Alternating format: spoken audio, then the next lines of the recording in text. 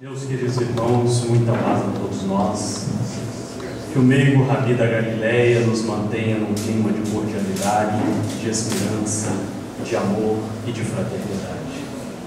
Cumprimentamos a todos e agradecemos imensamente a oportunidade de aqui podermos estar nesse ambiente de fraternidade, nesse ambiente de amor, de caridade, nesse ambiente que é um laboratório para as energias espirituais. Cumprimentamos também aos nossos irmãos da Rede Amigo Espírita, essa rede de divulgação do Evangelho. E agradecendo ao Virgílio, em nome do Virgílio, agradecemos o carinho de todos os companheiros. Era o ano romano de 1833, em calendas de maio, quando uma multidão imensa corria para que pudesse observar um grande espetáculo. A inauguração do Anfiteatro Flávio. Naquele momento, que seria o ano 80 da era cristã, aquelas pessoas iriam se degustar com espetáculos de violência, espetáculos de tristeza e principalmente da vida humana que comumente era perdida, era ceifada, porque as pessoas ali envolvidas, ainda naquele clima de violência, desejavam ver cenas dantescas onde pudessem satisfazer os próprios instintos. E naquele momento, milhares de egípcios, de fenícios, de etíopes, corriam juntamente com os romanos naquele local onde antes foi construída a Casa Dourada de Nero. As pessoas traziam às mãos os seus ingressos, e cada um deles enumerados com as 80 portas que ali se abriam, para que pudessem encontrar as suas arquibancadas, as suas cadeiras, os seus devidos lugares. Estávamos então diante da inauguração do Coliseu, uma obra que demorou 6 anos para ser edificada, e que o imperador Tito resolveu decretar 100 dias de festejos para que os povos pudessem satisfazerem-se. Mas aqueles festejos e os jogos daquele primeiro dia começavam com o conflito entre gladiadores de par a par, para que somente pudesse encerrar quando um deles viesse a falecer. Naquele instante, aquela população inflamada, em que já ouvira no primeiro instante falar do nome daquele Rabi Galileu, que houvera passado pela Palestina, cantarolando um poema à não violência, um poema à paz, ao amor e à planificação íntima, estavam meio que anestesiados e envolvidos naquele clima do sangrento, da tristeza, naquele clima da busca dos prazeres momentâneos, da adrenalina que corria rapidamente ao ver que cada gladiador, que cada guerreiro lutava para sobreviver. Os anos ultrapassaram-se. O Coliseu, então, hoje, com a sua estrutura corroída, parte daquele material utilizado foi implantado na chancelaria, parte foi implantado na Capela de São Pedro, no Vaticano, mas ficou a certeza de que muitas vidas por ali passaram, de que muita crueldade foi realizada, não só naqueles 100 dias de festejos da inauguração, mas durante muitos anos. A sociedade humana avançou. A doutrina espírita nos falou ao coração uma mensagem nova, de amor, de esperança. Deu-nos uma sensibilidade ímpar para que nós pudéssemos lutar contra as nossas imperfeições, como lecionou Allan Kardec, dizendo que se reconhecerá o verdadeiro espírita pelos seus esforços empreendidos. Aqui estamos nós ainda marchando contra essas imperfeições que teimam de quando em quando em voltar, em manifestarem-se nas criaturas, homens, mulheres, jovens, medianos e idosos, que ainda trazemos as reminiscências do passado. Mas a mensagem do Cristo vem nos ecoar e convidar para um reajustamento, para uma mudança de comportamento. E o interessante de tudo isso é que quando observamos essas mudanças de comportamento, elas são e devem ser as mais simples possíveis, aquelas que nos farão um encontro com a verdade íntima e pessoal de cada um. Os Espíritos dizem-nos que ninguém poderá evoluir por nós. É um processo individual, mas que reproduz coletivamente à medida que nós evoluímos. Porque quando caminhamos com João, Pedro, Antônio, Maria, Francisco, ou quem quer que seja, e nós, mais do que ninguém, conseguimos observar as mudanças de comportamento. Porque é muito comum a pessoa, depois de determinado tempo, dizer assim: não houve mudança em mim. Mas as pessoas que conosco convivem é que sabem como nós mudamos. Ontem nós éramos mais intolerantes do que hoje. Ontem éramos mais impacientes. E uma amiga me dizia outro dia, semana passada, ela me dizia a respeito da ansiedade dela. Eu sou muito ansiosa, se uma coisa vai acontecer mês que vem, eu já começo a sofrer de antemão hoje. E eu que o diga. Porque geralmente ela me liga 20 vezes para perguntar a mesma coisa que vai acontecer na próxima semana. E ela me disse assim: você não é ansioso, nunca foi ansioso? Eu disse assim: você que pensa. Eu já sofri imensamente com a ansiedade, até que percebi que era um sofrimento pré-antecipado. Não era nem antecipado, era pré-antecipado. E a partir daí, tentei mudar esse quadro. E disse para ela: mas não tem coisa que eu deteste mais do que lidar com pessoas ansiosas. Porque mais triste que ser ansioso é lidar com alguém que seja ansioso. Porque a pessoa nos tira a paz. Porque já não tem paz, então vai nos tirando. Fulano, amanhã vai ser o estudo na casa espírita. E amanhã mesmo? Já sabe que amanhã já está lá, já foi programada, já está. Mas e amanhã mesmo vai ter? E costumamos enveredar por essa senda que vai criando em nós uma sensação de intranquilidade. Acabamos, em muitos casos, nos tornando depressivos, sem nos darmos conta de que nós estamos trazendo essa sobrecarga mental para a nossa estrutura. Enveredamos na senda do desequilíbrio e não observamos que estamos desequilibrados, porque isso é como o alcoolismo. Todo alcoólatra diz que bebe socialmente, está no fundo do poço, já não mais consegue viver sem o álcool. E a pessoa diz: fulano, você está bebendo? Não, eu só bebo socialmente. E bebe socialmente, domingo a domingo. E é socialmente. O outro ainda, para justificar o vício, diz assim: mas eu não bebo no bar, eu só bebo em casa. Vai reproduzir o mesmo efeito. Vai ter o mesmo efeito, independente se ele beba no bar, no botequim, num restaurante chique ou em casa. São essas estruturas pequenas que nós vamos observando que vão fazendo a diferença em nós. Quando o Evangelho chega, e nós que somos muito generosos, muito pacientes, porque aqui em Colatina todos são pacientes e generosos. Em Itaperuna não, nós somos mais impacientes, mais intranquilos, mas aqui o Virgílio me disse que são todos muito pacientes e generosos. O Espírito da paciência passou sobre todos aqui e deixou todo mundo muito tranquilo. Então, diante dessa situação, nós, sem nos darmos conta, vamos tornando a nossa estrutura tão difícil e perguntamos aos outros o que fazer para que sejamos felizes. Porque o grande objetivo da grande maioria é a felicidade. Essa fé genuína e pura que nós desejamos alcançar, sonhamos em possuir. E alguns, os mais drásticos, hão de dizer: não existe felicidade na terra. A terra é um vale de lágrimas, onde a gente expurga, sofre com os karmas, com os pesares, com as tristezas. Mas o Chico Xavier dizia o contrário. É possível, apesar de toda a tristeza, de toda a estrutura, viver em paz e viver feliz. Porque a felicidade não é uma circunstância que o mundo cria, é um estado interior. Existem pessoas que estão com câncer, com metástase, prestes a desencarnar e conseguem ser felizes, porque têm a certeza de que nada acontece por acaso, de que tudo é uma necessidade divina para o nosso reajustamento.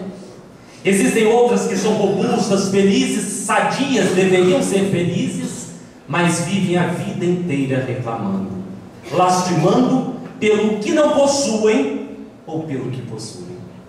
Aqueles que são meus solitários reclamam por não terem alguém. E uma amiga me dizia isso: eu gostaria tanto de encontrar a minha alma gêmea. Ela tem 60 e poucos anos.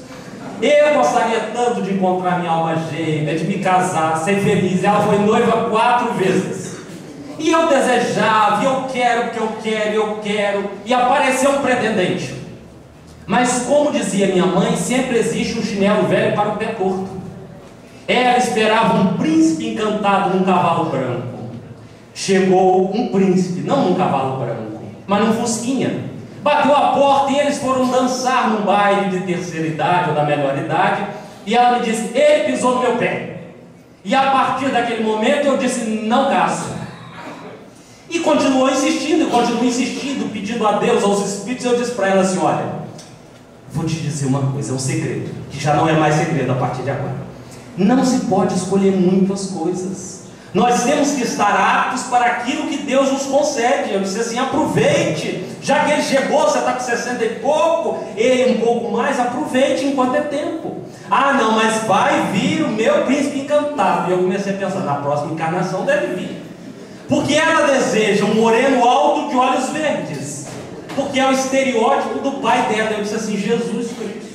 O pai já desencarnou há décadas e ela está esperando até hoje chegar o moreno alto de olhos verdes. Quantas vezes nós queremos aquilo que não temos, insistimos em criar essa circunstância, e outros são infelizes porque têm. Ah, eu tenho uma sogra, que Deus me livre e guarde aquela mulher. Ah, Jesus Cristo. Quantos não têm e gostariam de ter? O grande segredo dessa felicidade é ser feliz com o que temos, e do limão fazer uma limonada saborosa, deliciosa, experimentarmos uma vida de sensibilidade, atentos por aquilo que possuímos e também por aquilo que não possuímos. Por quê? Todo mundo tem o direito e principalmente a obrigação de ser feliz. Somos obrigados não por Deus, mas para conosco mesmo, porque os Espíritos dizem a Allan Kardec e a todos nós que as leis divinas, as leis de Deus estão inscritas na consciência. Então cada um de nós tem o compromisso conosco mesmo de ser feliz e de se fazer feliz. Eu amo tanto João, que se João morrer eu morro também. É a coisa mais demagógica que eu já ouvi.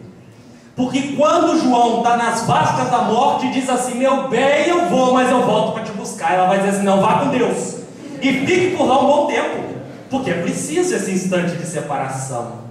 Aqueles que pedem a morte cotidianamente são os que mais têm medo de morrer. A pessoa chega aos 80, aos 90 e começa a dizer assim, eu não aguento mais essa vida saturada, eu quero morrer, eu quero descansar. Principalmente os que já estão salvos, aqueles que acreditam que morrendo vão dormir no seio de Abraão. Vejamos como nós somos preguiçosos. A pessoa vive uma vida vegetativa, mais dormindo do que acordado. Quando morrer quer continuar dormindo.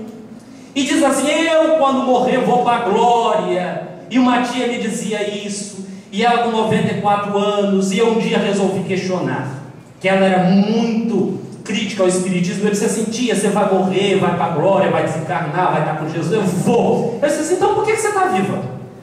Já não era mais fácil assim? Não, mas eu quero continuar viva. Eu disse, meu Deus, se eu tivesse a certeza que ia morrer, dormir no seio de Abraão, com os anjos tocando harpa, comendo uva, e a pessoa deitada naquela tranquilidade monumental, eu já queria de uma vez. Pelo menos não enfrentar inflação, protestos, isso, mais aquilo outro. Na realidade, é aquela frase de para-choque de caminhão: se morrer descansar, eu prefiro viver cansado. Mas por que não viver descansado? Por que não viver bem, encontrando essa verdade? Se disserem que ali na esquina tem uma pessoa que cura, grande parte das pessoas correrão para auto se descobrirem. E nós recordamos de Sócrates, que um dia passou e viu no templo de Delfos aquela certeza: conhece-te a ti mesmo. Que os espíritos depois vão dizer naquela obra monumental em 18 de abril de 1857, que esse é o grande segredo: autoconhecer. Sócrates nos traz, os Espíritos nos relembram e Jesus nos exemplifica o autoconhecimento. Não é à toa que o Espírito Joana de Ângeles, nas últimas décadas, tem se dedicado a essa psicologia transpessoal, onde, deixando a questão dos conflitos que Freud apresentou na área da sexologia, onde Jung falou da interiorização, e Joana de Ângeles nos chama a atenção para a interiorização espiritual, para os traumas e conflitos vividos antes da vida uterina, porque a ciência comumente nos apresenta que uma criança que foi renegada durante a gestação, período gestacional, pode apresentar dificuldades de relacionamento, que uma criança que tenha sofrido os embates com pais que se digladiaram durante esse período gestacional, possa ser uma criança, tornar-se um adulto rebelde, de conflitos, agressivo. Mas o Espiritismo nos chama a atenção para os conflitos antes desta vida uterina, quando o Espírito reencarnante viveu, traçou uma caminhada, e nessa caminhada trouxe consigo muitas vezes conflitos, dificuldades, traumas, que vão refletir na vida presente, ou na encarnação presente, que a vida é uma só. E esses traumas e conflitos muitas vezes surgiram dentro de casa, com os adversários do passado que nós recebemos hoje sob o mesmo teto, na figura dos filhos, da esposa, do esposo, da sogra, do sogro, do genro, da nora.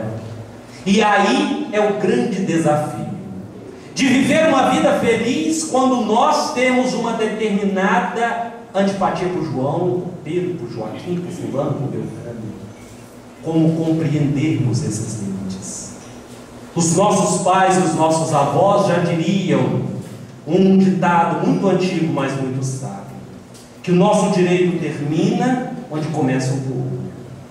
Mas essa é a dificuldade, delimitar o direito e respeitar o direito do outro.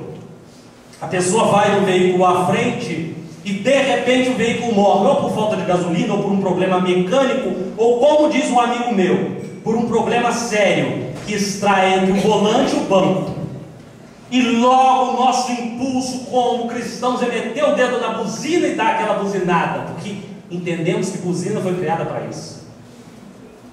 Mas aí vem aquela diferença, repensarmos a situação que aquela pessoa está enfrentando, tentarmos nos colocar no local daquela pessoa, o que ele deve estar passando em casa, no trabalho, os conflitos íntimos, pessoais, nós não sabemos. E nesse momento, quando conseguimos repensar a vida e reter a ação da mão que vai impulsionar para dar a buzina, e geralmente quando não dizemos um Deus te abençoe, para não dizer o contrário, né? Deus te abençoe, te leve, que os bons espíritos te acompanhem, para não dizer o contrário. Quando não dizemos, pensamos. Mas muitas vezes os traumas, os problemas que aquela pessoa enfrenta, nós desconhecemos, como também ele desconhece os que nós enfrentamos. Passamos por alguém na rua e a pessoa diz: fulano, está metida lá, está metida, nem me cumprimentou. Mal sabe ele que às vezes a cabeça está em outro lugar, o corpo está caminhando, mas a cabeça está em outro lugar. Os problemas em casa, as dívidas, quem não as tem? Os problemas diários da vida comum, porque mesmo sendo espíritos, nós estamos reencarnados e esses problemas são comuns a todos nós. Então a pessoa diz assim: nossa, mas olha lá como é que fulana está antipática, olha como é que fulano está metido, credo em cruz. Mas não observa, porque esse conhecimento íntimo vai de cada um de nós. E quando nós conseguimos nos olhar sem a máscara, porque é muito comum utilizarmos máscaras no trabalho, na religião, na vida pessoal, profissional, mas quando nos despimos dessas máscaras, vemos como nós verdadeiramente somos. E muitas vezes até nos assustamos por nos ver. Não porque sejamos, não porque tenhamos um fenótipo feio, mas por coisas que já fizemos. E é nesse momento que nós melhoramos. Quando olhamos uma cena triste na TV e nos compadecemos daquela pessoa. Quando olhamos um estuprador e pensamos assim: é um infeliz. A maioria das vezes, em muitos casos, dá vontade de entrar na televisão, pegar o pescoço dele e torcer. Mas quando conseguimos dominar esse sentimento e dizermos assim: esse irmão precisa de prece, precisa de oração, precisa de compaixão e de perdão, nós estamos melhores. Quando refutamos determinados órgãos da mídia impressa, falada, que demonstram todo o teor de violência, é um bom sentido. Porque antes, como falávamos, corríamos aos estádios para ver homens digladiando-se com homens, homens tentando aprisionar feras soltas e por elas sendo tragados. Mas quando hoje dizemos não à violência e procuramos o cultivo da paz, estamos melhorando. É verdade que o ser humano caminha em dois extremos.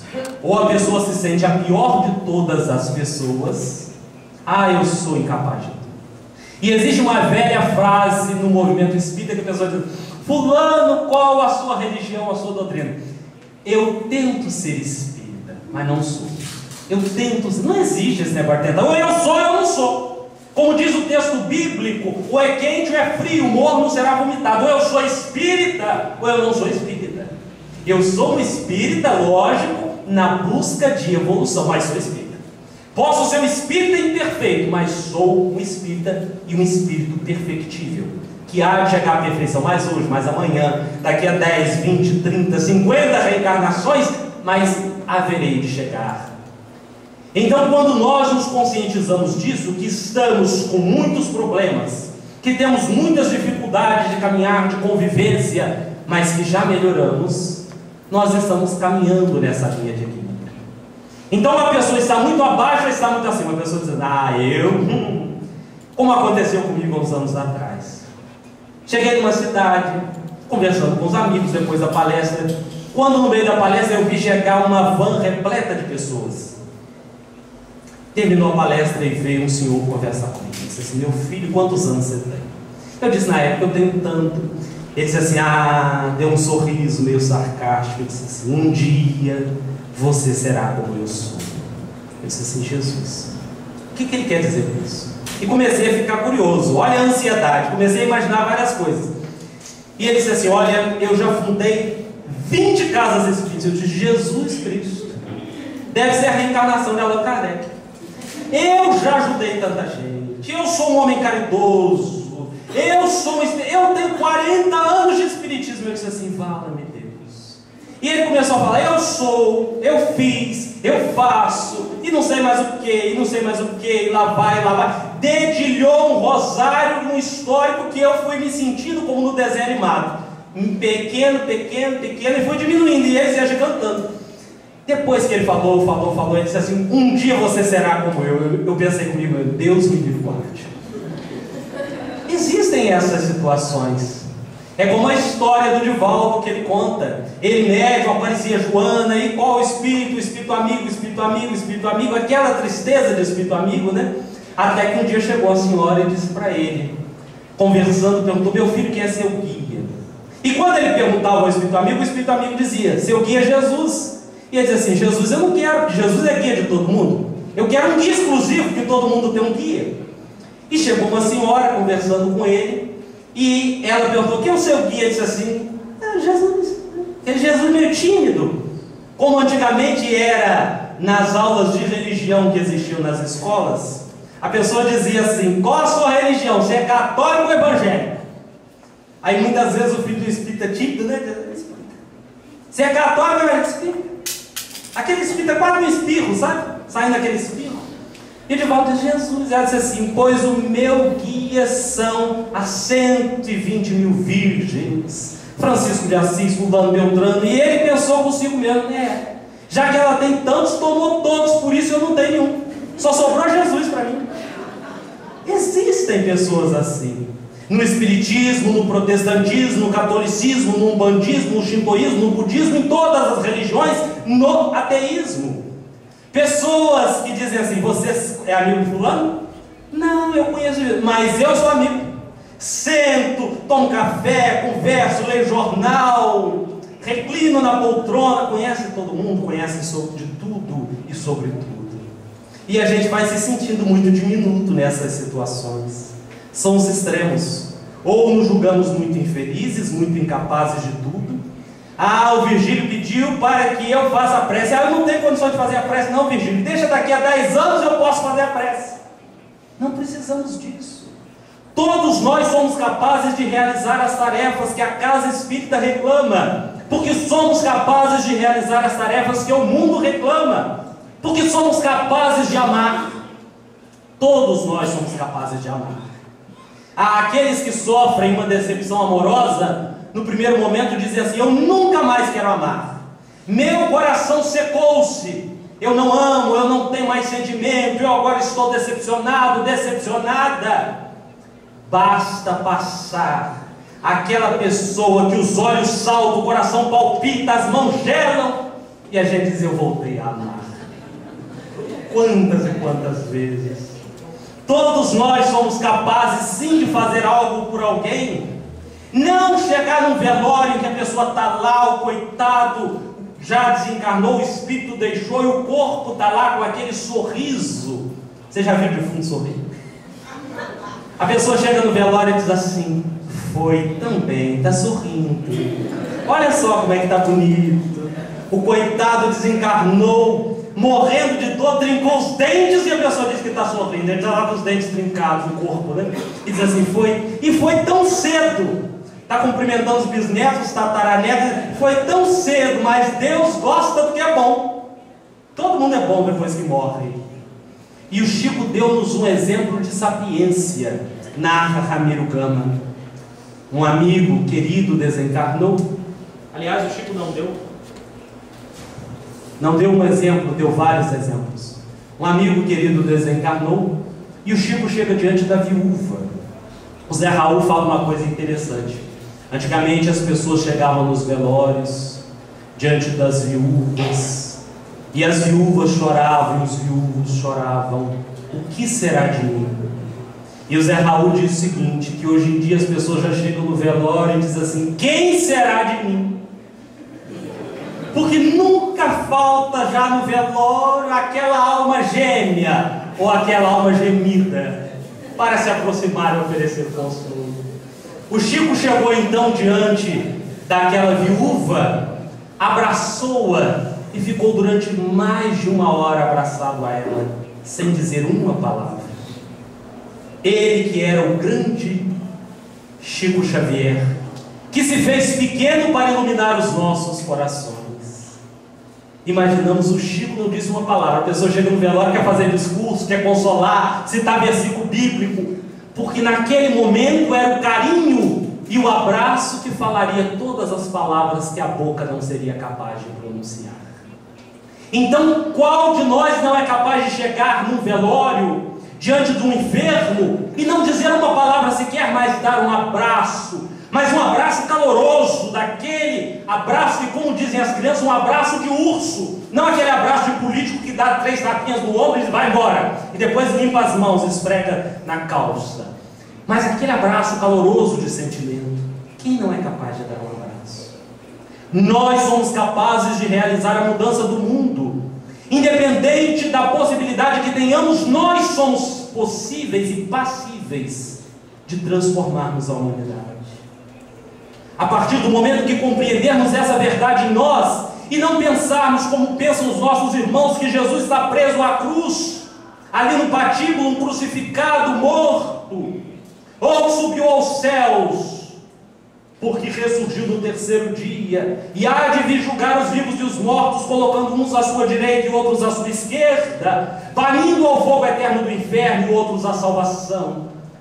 Mas o Jesus que desceu da cruz para falar individualmente com cada um de nós, para nos mostrar que a transformação do mundo só existirá quando cada um de nós nos transformarmos.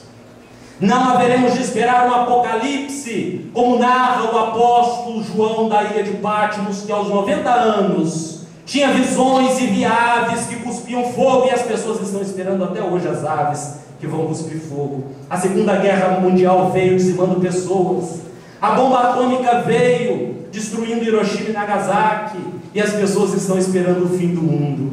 Seria em 2012, mas graças a Deus, como foi errado o cálculo do nascimento de Jesus, nós até falávamos isso, 2012 nós estaríamos mais ou menos aproximadamente em 2016, então o mundo já teria acabado no ano passado. O mundo não acabou, e nós continuamos aqui, porque haveremos de transformar este planeta, que em determinado momento nós ajudamos lá atrás a tentar destruir. Ninguém sairá da prisão antes que pague as suas dívidas, centil por centil. Ninguém deixará então o corpo físico antes de liquidar os débitos. E ninguém haverá de deixar esse planeta antes de ajudar na sua transformação interior. Transformaremos o mundo quando nós conseguimos irradiar a psicosfera de amor, de paz, de cordialidade, de fraternidade, de esperança. Não esperando que desçam anjos dos céus, espíritos luminares, avatares do amor, para transformar a terra, mas que nós haveremos de fazer essa transformação. Quando lemos a missão dos espíritas, nos chama a atenção a nossa responsabilidade de colocar a mão ao arado, à charrua, e ir à terra para aprontá-la, porque pesam sobre nós a responsabilidade e o compromisso assumido. Nós, os cristãos, poderemos e podemos transformar o mundo quando quisermos. Vemos pessoas que durante dias e dias recrudescem-se intimamente para orar e pedir: ah, meu Deus, dá-me isso, Deus, dá-me aquilo, Deus, faça isso, Deus, faça aquilo. E porque acham que Deus é surdo, precisam gritar e exigir de Deus: eu quero, porque eu quero. É pirraça, né? Igual criança pirraça. Eu quero, e bate o pé. Parece até a música de Roberto Leal, né? Bate o pé. E dá-me isso, Senhor, e dá-me aquilo que eu quero.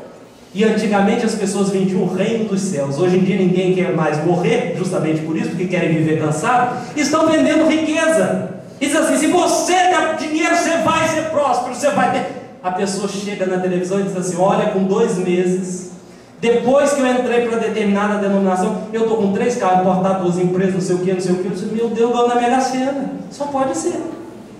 E observamos que muitos irmãos nossos ainda compram isso, pela sede e a ilusão de que a felicidade é física, com o que se tem de recursos, de posses, de poder. Mas observamos que não é verdade, porque se assim o fosse, não teríamos tantas pessoas recorrendo à psicologia, às terapias. Porque por mais que a pessoa tenha poder, status, dinheiro, posses, muitas vezes lhe falta essa felicidade, esse senso interior, deitar a cabeça ao travesseiro e poder dizer: obrigado, Senhor, pelo que eu tenho, por aquilo que eu não tenho também, porque tenho certeza que aquilo que me falta é para que eu aprenda a conviver com o que tenho, é para que eu cresça, sem demagogia nenhuma. Ninguém deve encontrar-se com Jesus para ser demagogo e dizer: sim senhor, não senhor, mas olharmos interiormente para dentro de nós e vermos quanto nós já temos para agradecer. O Cristo diz claramente: conhecereis a verdade, e a verdade vos libertará. Essa verdade nos incita a caminhar. Não é viver durante 10, 20, 30 anos na casa espírita e ser espírita de banco, sentado, aqui no caso de cadeira, né? Espírita de cadeira, sentar e dizer, como dissemos: ah, Virgílio, eu não posso fazer a prece, eu não posso ajudar na casa, porque eu não estou evoluído ainda. Sabe quando é que eu vou ser evoluído? Quando eu vou evoluir, se eu ficar sentado na cadeira? Nunca é uma palavra que não se pode dizer na casa espírita, mas que vai demorar muito tempo, vai. Se eu não posso hoje, se eu julgo que não posso fazer a prece, que eu possa trazer as flores, cuidar das flores, ajudar a limpar a casa, fazer alguma coisa, ser útil. Que tem aqueles espíritas que são papapassas, vão à casa espírita para receber o passe, né? Aí senta lá e fica assim, já pensando, já chega a palestra, doido que termina a palestra para chegar o passe. Ai meu Deus, isso não acaba nunca. Meu Deus do céu, pelo amor de Deus, ai Jesus Cristo. Isso é igual falar em casamento.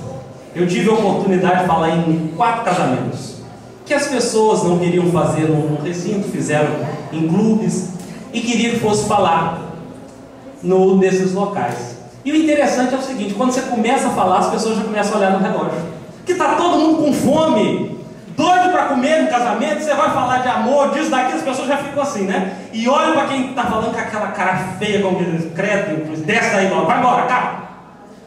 Então existem aquelas pessoas que vão ao centro para tomar o passe. Se não tomar o passe, não foi ao centro. Ah não, se eu não tomar o passe, não resolveu. Mas o passe, a espiritualidade já está aplicando desde... Não, eu quero que me aplique o passe. Eu quero, porque eu quero. Se eu não aplicar o passe, eu não fico bem. E o Chico Xavier era uma grande disputa para aplicar passe no Chico. Todo mundo queria aplicar passe no Chico. E ele, muito generoso, muito caridoso, ele deixava todo mundo aplicar o passe. Até que um dizia para um amigo: fulano, quando eu aplico o passe no Chico, eu sinto que a espiritualidade derrama um fluido sobre mim, que eu saio muito melhor do que antes. Ele diz assim: é verdade. Porque o passe também, ele produz o efeito de uma mão dupla. Como tudo na vida, quem recebe dá e quem dá recebe. Imagine só, por isso é que todo mundo queria aplicar passe no Chico. Era aquela coisa: eu quero, porque eu quero, porque eu quero receber do Chico ao invés de dar. Porque esses fluidos, tudo que nós damos, nós recebemos em troca. Hoje, compreendendo que o universo tem dimensões variadas, o pensamento que nós lançamos reproduz ondas, e essas ondas voltam para nós. Se nós pensamos no bem, acreditamos no bem e agimos no bem, nós só poderemos colher o bem. A semeadura é livre, mas a colheita é obrigatória. Quem pensa no mal e diz assim: eu hoje não vou lá na sociedade, não vou porque hoje é domingo, porque hoje o Brasil vai jogar, eu tenho que ficar aqui em casa, porque hoje eu tenho que me organizar, eu tenho que fazer, eu estou sentindo que eu não devo ir lá, sabe? Se eu for lá, algo de bom não vai acontecer. Estamos atraindo pelo pensamento e plasmando em nós coisas que haverão de acontecer. Quem é trágico diz assim: aonde eu entrar, eu ponho o pé e tudo errado. Vai tudo errado mesmo. Vai ser infeliz pro resto da vida. Olha, tudo que eu tento fazer dá errado, vai dar errado. Ele já afirmou. O pensamento reproduz isso. Nós somos aquilo que nós acreditamos e aquilo que queremos ser. Aquele que diz assim: olha, eu não nasci na vida para ser feliz. O meu karma é ser infeliz. Ele vai ser infeliz a encarnação toda, vai desencarnar sendo infeliz. No plano espiritual vai ser aquele espírito que chega na desobsessão, dizendo que sofreu, que está sofrendo, vai reencarnar infeliz até que desperte. Para compreender que a minha felicidade, como nós dizemos, não depende de João, de Francisco, de Maria, de Antônio. Ela me faz tão feliz. Se ela me abandonar, eu seria a pessoa mais... Você é a minha vida. Principalmente quando começamos a namorar. Essa frase é muito comum. Porque no início tudo são flores. Os espinhos desaparecem. A pessoa diz assim quando você é muito jovem: eu a amo tanto. Ou o rapaz diz assim: eu amo ela, a moela do frango. Eu amo ela, mãe. E a mãe diz assim: meu filho, você é muito... Mas eu amo ela, mãe. Eu vou casar com ela, eu vou ter filhos. Está entrando na adolescência. Eu vou casar e começa a fazer planos, sonhos. Quem nunca teve a primeira desilusão? Perdão. A primeira desilusão amorosa. Quem nunca passou por essa circunstância e dá vontade de morrer, dá aquela tristeza por dentro, a pessoa entra para dentro do quarto, o adolescente tranca a porta, fica trancado, o mundo acabou, aquela tristeza que nunca mais vai amar, nunca mais vai se apaixonar. Quantas e quantas vezes condicionamos a nossa felicidade aos outros? Os pais dizem para os filhos assim: meu filho, se você fizer isso, você mata seu pai ou sua mãe. Principalmente quando a gente quer fazer um joguinho, né? Você vai me matar, meu filho, se você fizer isso. Morrer é tão difícil, gente. Nascer é fácil, viver é fácil, morrer é difícil e conviver é a coisa mais difícil que tem. Porque é aí que nós vemos as dificuldades de relacionamento.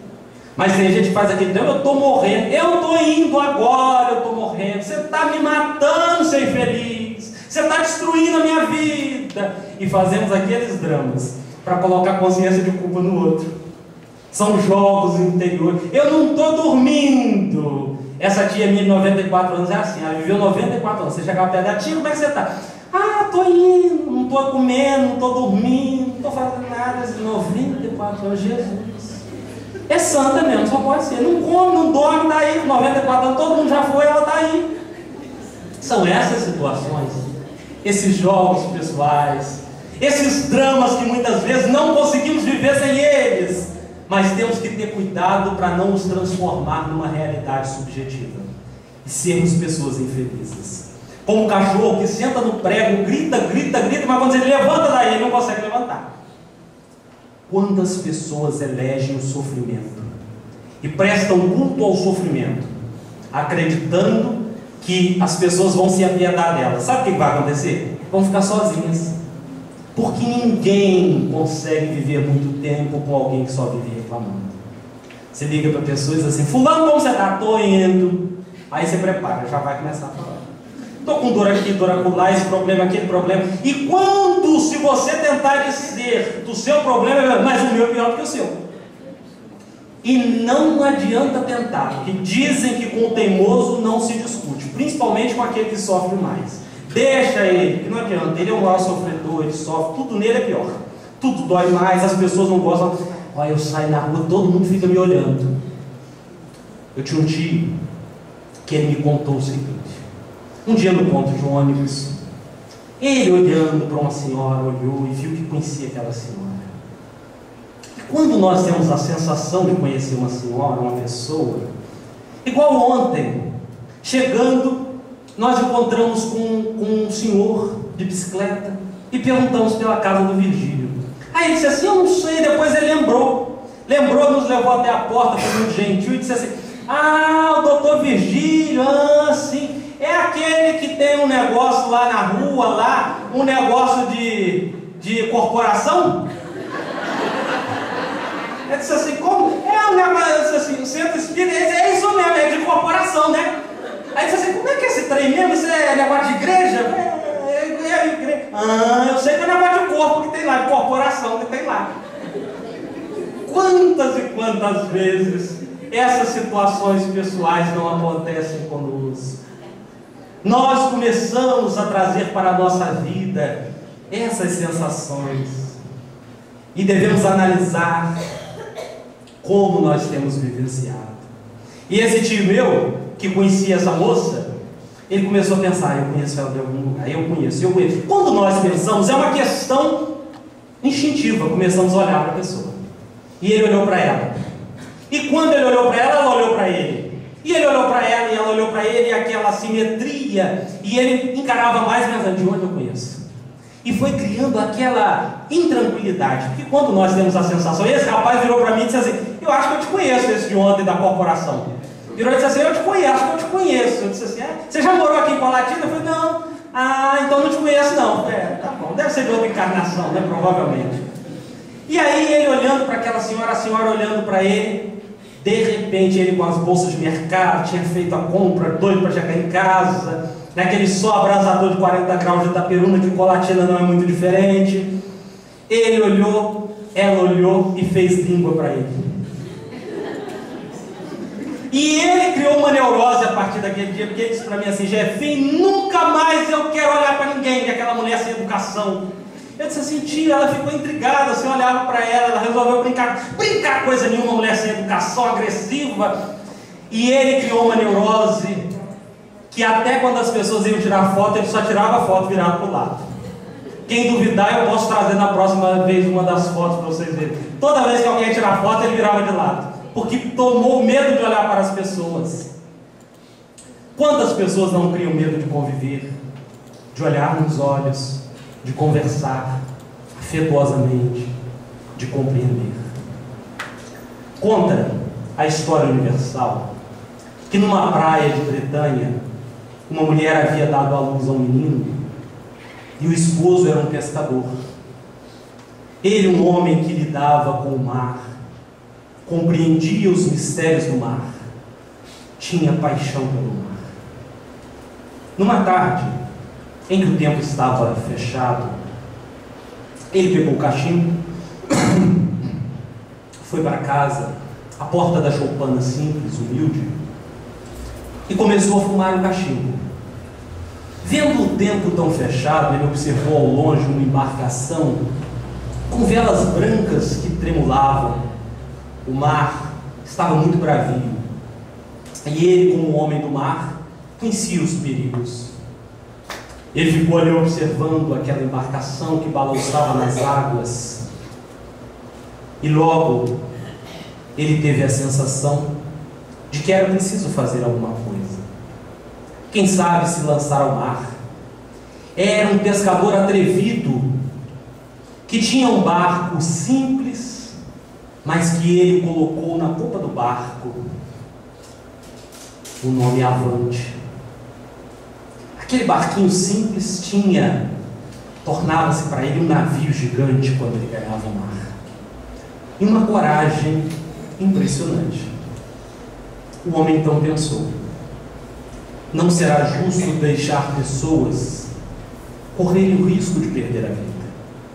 Eu conheço o mar e o mar me conhece. É dele que eu tiro o meu sustento todos os dias. É ele que me leva e me traz de volta para casa. Ele então desatou o barco, simples, não sem que antes a esposa pegasse o filho ao colo e dissesse: meu bem, não faça isso. Mas ele disse: eu preciso ir. Com coragem e determinação entrou as águas para salvar aquelas pessoas. Mas o velho pescador não sabia que o mar estava mais bravo do que de costume e do que aparentava. As velas que tremulavam do alto mar começavam a tremular mais ainda.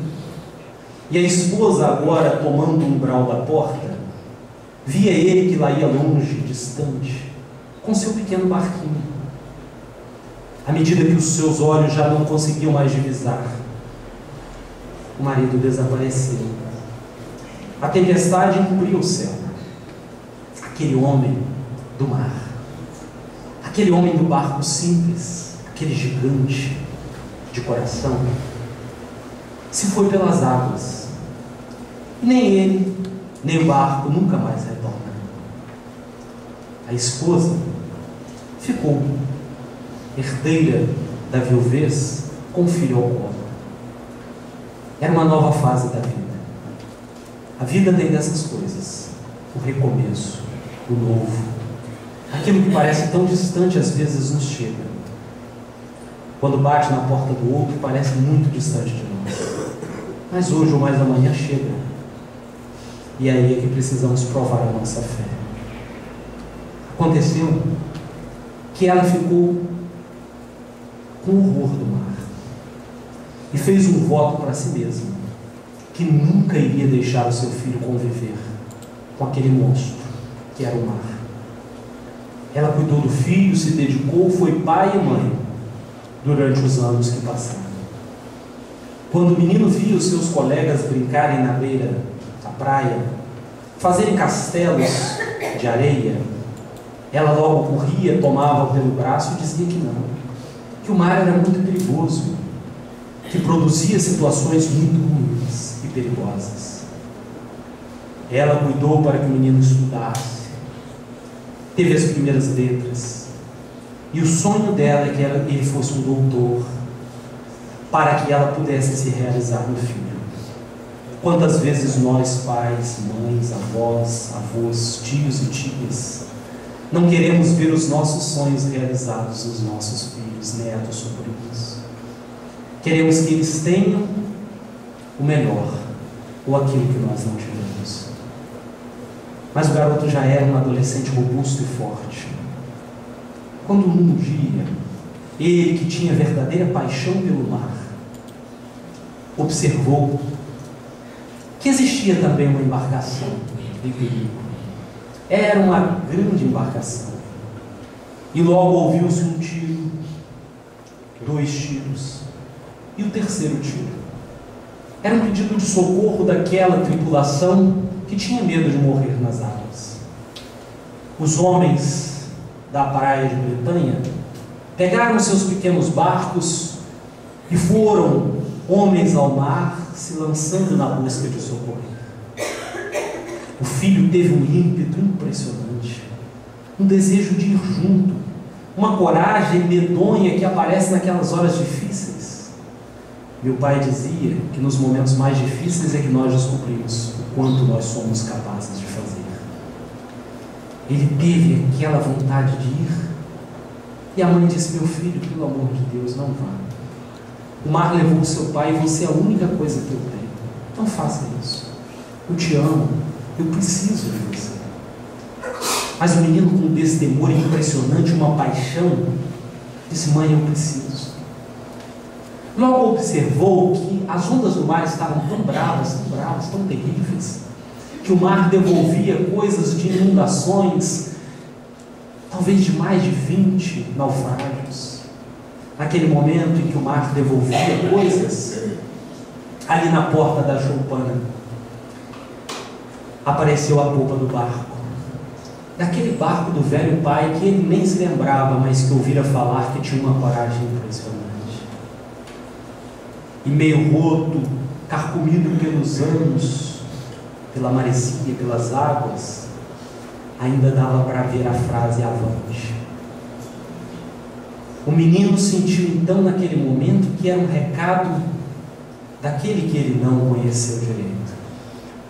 Lançou-se ao mar com os homens que ali estavam, numa daquelas embarcações. Garoto forte, com os braços robustos, foi remando, até que atingiram aqueles nautas que padeciam o risco de vida ou de morte. E socorreram, voltaram para casa. O mar levou o garoto e o trouxe de volta.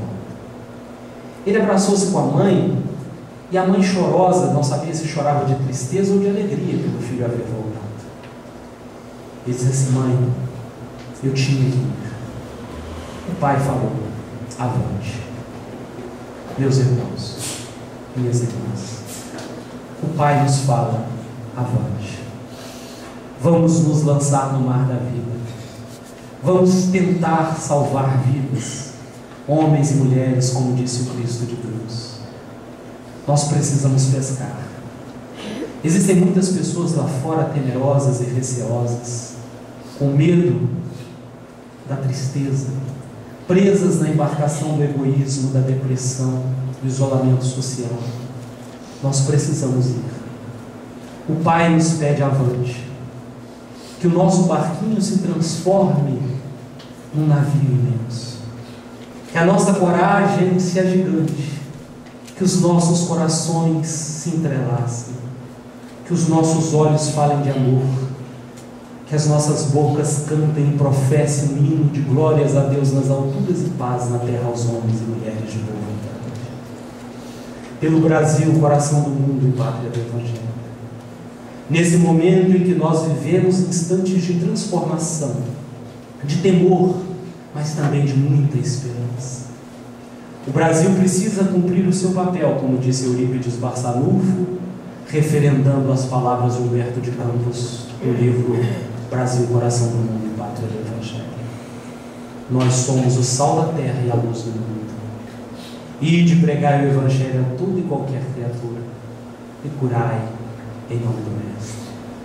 Nós somos um só com Deus, e só com Deus nós somos maioria.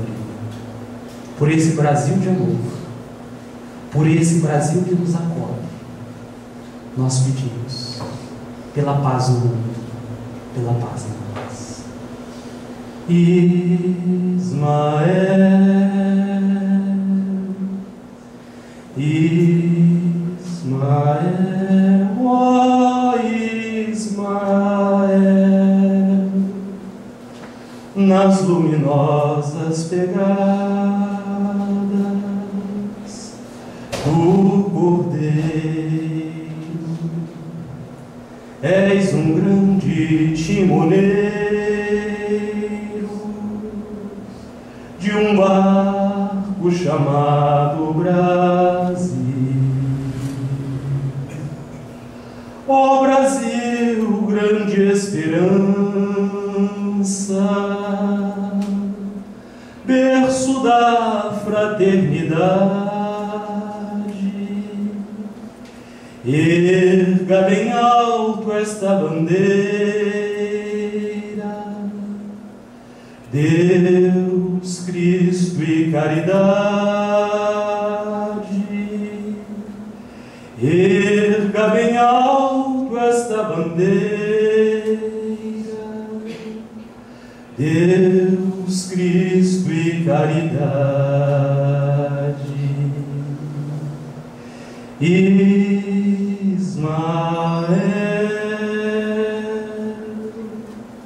Ismael,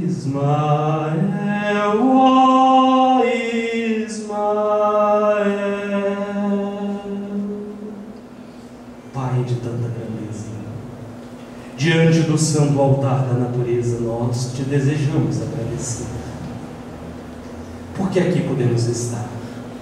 Muito obrigado, Senhor, porque podemos te louvar. Quando todos ou quase todos erguem a voz para pedir, para exigir ou para blasfemar, nós desejamos erguer a nossa voz para te dizer obrigado, Senhor, por tudo que temos recebido de ti, porque podemos sorrir, porque aqui estamos para caminhar. Obrigado porque podemos aprender a amar, pelos nossos lares, independente do tamanho que seja, que nele se convirta o altar da sua santa e ideal igreja, em Colatina, Itaperuna, onde for, que nós possamos cantar em verso e prosa a cantiga do amor. Muito obrigado, Jesus, porque podemos caminhar contigo e dizer-te obrigado, mestre, irmão, amigo, que sustenta as nossas existências. Obrigado, Senhor, por tantas venturas, porque podemos romper os grilhões da amargura, pelo teu santo e divino Evangelho, que vibra no coração do mais moço ao coração do mais velho. Nós te louvamos pelo Brasil, este rincão profundo que por toda parte do mundo há de espalhar as santas gotículas da tua palavra sublime, pelo teu verbo de arrimo. Muito obrigado, Senhor.